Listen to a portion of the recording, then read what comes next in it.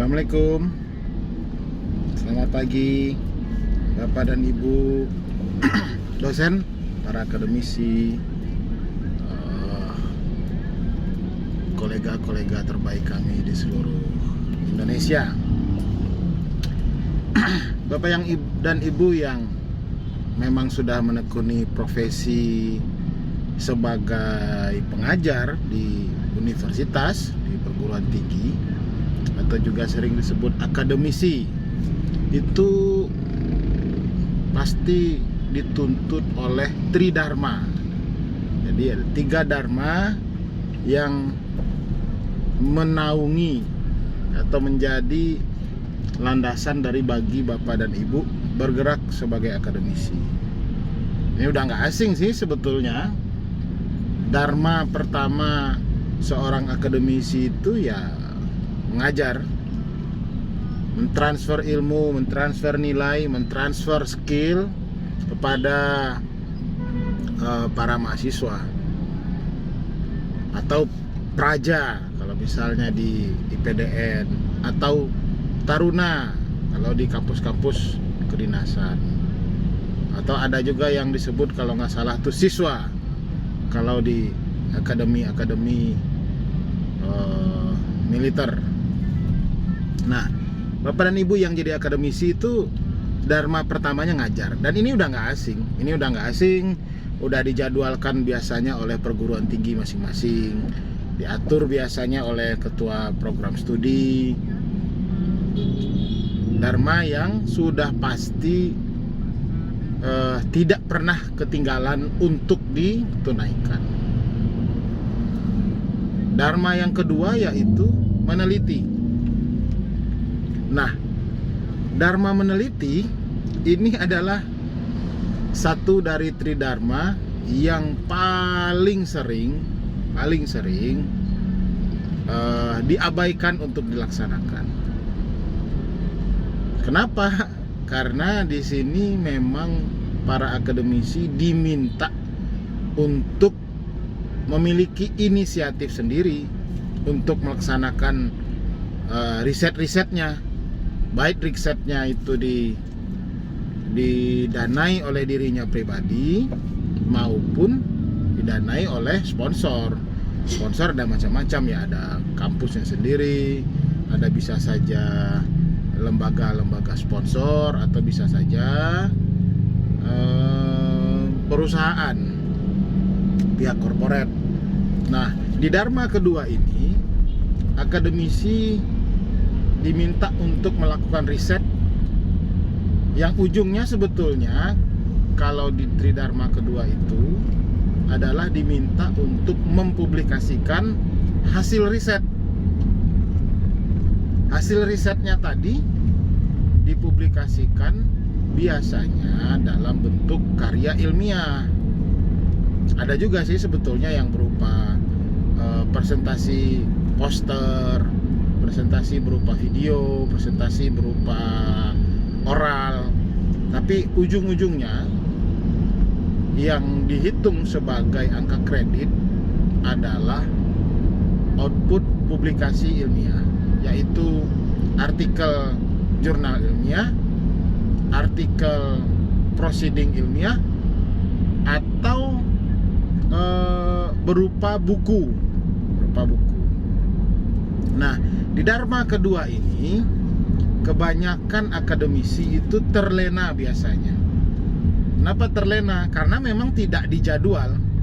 Jarang sekali kampus ada perguruan tinggi yang menjadwal kapan seorang dosen harus melakukan riset atau harus melakukan publikasi ilmiah. Jarang sekali perguruan tinggi melakukan penjadwalan, atau kalau kami menyebutnya jarang sekali perguruan tinggi memiliki roadmap publikasi ilmiah untuk para dosen di kampusnya sendiri. Nah, efeknya apa? Ketika dharma kedua ini tidak begitu diatur gitu ya, nggak ada jadwalnya, nggak ada notifikasi dari kampus bahwa dosen A harus melaksanakan publikasi ilmiah dengan level ini pada tahun ini sekian kali, pada level ini tahun ini sekian kali. Efeknya apa? Efeknya biasanya akademisi atau dosen-dosen yang terlupa atau abai, atau misalnya juga tidak terlalu peduli dengan Dharma kedua ini, ketika membutuhkan publikasi ilmiah sebagai persyaratan untuk mengurus kenaikan pangkat, membuat LKD BKD misalnya, dan lain hal, akan kerepotan. Maka menurut hemat kami, setiap dosen harus memiliki roadmap publikasi ilmiah. Kalau levelnya mau ditingkatkan, maka setiap kaprodi itu harus memiliki roadmap publikasi ilmiah prodinya. Setiap fakultas harus memiliki roadmap publikasi ilmiah dosen di fakultasnya, dan naik lagi levelnya hingga universitas.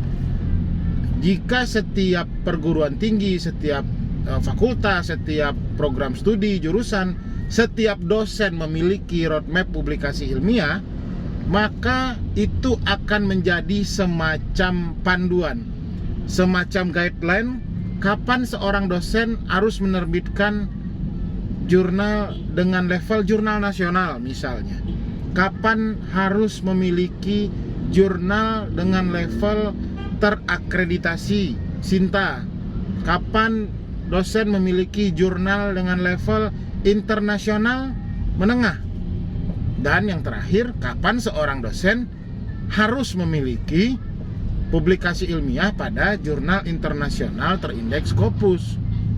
Nah, umumnya yang terjadi itu adalah publikasi, kalaupun dosen itu memiliki inisiatif untuk melakukan publikasi ilmiah, itu nggak pakai panduan. Ya, lagi musim-musim SINTA ke SINTA, lagi musim Scopus. Pokoknya nggak ada panduannya. Jadi saka inget aja.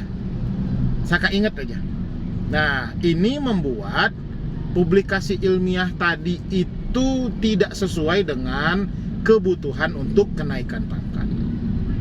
Maka bagi Bapak dan Ibu yang belum memiliki roadmap publikasi ilmiah, itu Bapak dan Ibu wajib memilikinya. Kenapa?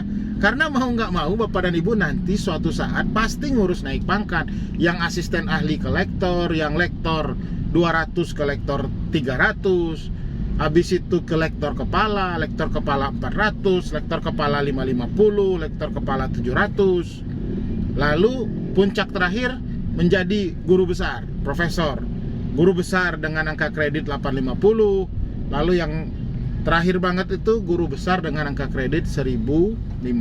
Nah, untuk mencapai step dari awal tadi, dari asisten ahli atau bahkan dari non Japfung, dari kondisi baru diangkat banget, tidak memiliki jabatan fungsional, sampai ke profesor, itu langkah dan perhitungan angka kreditnya jelas, sudah diatur oleh pemerintah dalam POPAK. Nah, karena aturannya ada, stepnya ada, tahapannya ada, maka roadmapnya bisa disusun. Ketika Bapak dan Ibu memiliki roadmap itu, maka jelas tuh, oh tahun ini saya minimal menerbitkan jurnal nasional 2, minimal SINTA 1, minimal. Nah, sehingga panduan tadilah yang akan mengingatkan diri sendiri kapan harus menerbitkan publikasi ilmiah. Jadi bukan yang mengingatkan itu adalah ketika terdesak, ketika tersadar, ya Allah, saya sudah 12 tahun di lektor. Saya udah 7 tahun di lektor kepala. Loh, saya kok masih asisten ahli, junior saya ternyata udah profesor, udah associate profesor. Nah, itulah yang menyebabkannya. Jadi meskipun Bapak dan Ibu disibukkan oleh mengajar, disibukkan oleh nulis buku, atau bahkan disibukkan dengan pekerjaan sebagai konsultan, dalam tanda kutip mendapatkan project-project dari lembaga-lembaga tertentu, Bapak dan Ibu tetap harus melakukan publikasi ilmiah, karena itu Dharma kedua. Dan Dharma kedua ini biasanya menjadi batu hambatan pertama ketika dosen mengurus kenaikan pangkat. Dan gak bisa juga Bapak dan Ibu bilang, udahlah saya mah gak peduli ke pangkat, Saya lektor terus-terusan aja nggak apa-apa, nggak bisa. Karena mau tidak mau program studi fakultas universitas membutuhkan dan tentu akan mewajibkan setiap dosennya memiliki pangkat yang tinggi, pangkat akademik yang tinggi. Karena apa? Karena itu menentukan nilai di akreditasi. Oke. Apa pesan terakhir? Pesan terakhir dari saya, mohon izin Bapak dan Ibu, Afid Leonardo dari konsultan Go Akademika. Kami yang fokusnya pada pendampingan publikasi ilmiah, pendampingan kenaikan pangkat. Nah, kami berurusan jika Bapak dan Ibu belum memiliki roadmap publikasi ilmiah, mari kita susun bersama roadmap publikasi ilmiah Bapak dan Ibu.